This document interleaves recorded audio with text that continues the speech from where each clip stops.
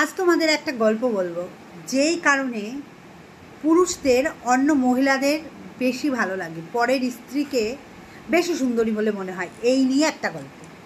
একজন বিজ্ঞ ব্যক্তি একজন মনীষীর কাছে গেল, গিয়ে অপরাধীর কণ্ঠে বলতে লাগলো, মনীষী, আমি না অপরাধ করেছি, কেন আমার ভিতরে এটা হচ্ছে সেটাই জানতে আমি আজ আপনার কাছে এলাম। মনীষী বলল, কি বলো? তখন সে বলল, আমার স্ত্রীকে যখন প্রথম আমি দেখি তখন আমার স্ত্রীর এত সৌন্দর্যময় চেহারা, তখন তাই দেখে আমার মনে হয়েছিল সৃষ্টিকর্তা বড় বেশি মহান, আমার স্ত্রীকে কি সুন্দর করে তৈরি করেছেন। এই পৃথিবীতে আমার স্ত্রীর চেয়ে সুন্দর আর কেউ নেই, কোনো নারীই নেই, সৃষ্টিকর্তা আর কাউকে তৈরি করেননি।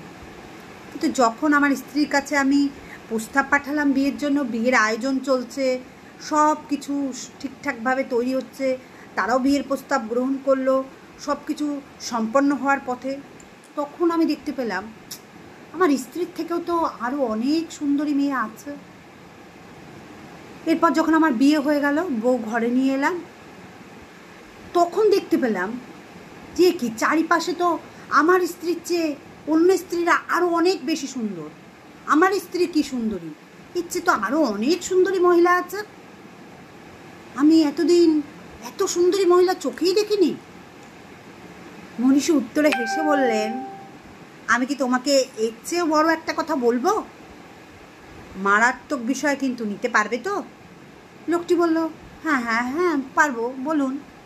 মনীষী বলতে লাগলেন, তুমি যদি পৃথিবীর সব মহিলাকেও বিয়ে করে ফেলো, তখনও দেখবে পৃথিবীর সব মহিলার চেয়েও পথের থেকে যে নেড়িকুত্তাটা যাবে, ওই নেড়িকুত্তাটাকেও তোমার ওই পৃথিবীর সব মহিলার থেকেও বেশি সুন্দরী বলে মনে হবে। লোকটি অধীর আগ্রহ নিয়ে এবার জানতে চাইল, কিন্তু কেন মনীষী এমনটা আমার মধ্যে আসবে, কেন হবে? তখন মনীষী বলল, সমস্যাটা কোথায় জানো? তাই বলে মনীষী এবার ব্যাখ্যা করতে লাগলো। বললো, শোনো, সমস্যাটা তোমার স্ত্রীর মধ্যে নয়, সমস্যাটা হলো তোমার মধ্যে, তোমার অন্তরের মধ্যে। যখন মানুষের অন্তর নষ্ট হয়ে যায়, সৃষ্টিকর্তাকে আর কোনো ভয় ডর লাগে না, পরিবেশ, সমাজ, বন্ধু বান্ধব, কোনো মান সম্মান, লাজ লজ্জা কিচ্ছু থাকে না, তখন মানুষের কাছে আত্মসম্মান বোধ বলে আর কিছু থাকে না। তখন তার একটা জিনিসকেই শুধু ভয় থাকে, সেটা হচ্ছে মৃত্যুকে। সে মৃত্যু ছাড়া আর কোনো কিছুকে ভয় পায় না।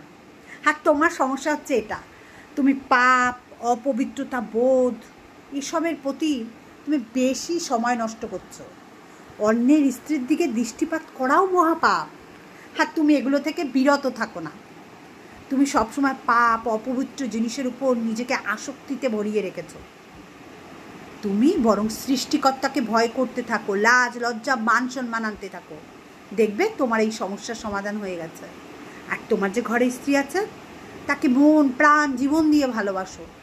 তাকে যদি সত্যিকারে ভালোবাসতে পারো, তাহলে দেখবে কোনো দিন আর কোনো পর স্ত্রীর দিকে চোখ তুলে তাকাতেই চাইবে না। তোমার স্ত্রীর ভিতর তুমি এমন এমন সৌন্দর্য খুঁজে পাবে, যেটা অন্য কোনো মহিলার ভিতর পাবে না। আর জানো তো, পর স্ত্রীর দিকে দৃষ্টিপাত করাটাও মহাপাপ। নিজের স্ত্রী ছাড়া অন্যের আর যত স্ত্রী আছে, তাদেরকে নিজের মা বা বোনের চোখে দেখতে হয়। তাই তুমি তোমার অন্তর পরিষ্কার করো, নিজেকে পবিত্র করো, আর নিজের স্ত্রীকে মন প্রাণ দিয়ে একটু ভালোবাসো, দেখবে সব সমস্যার সমাধান হয়ে যাবে। কেমন লাগলো গল্পটা আপনাদের?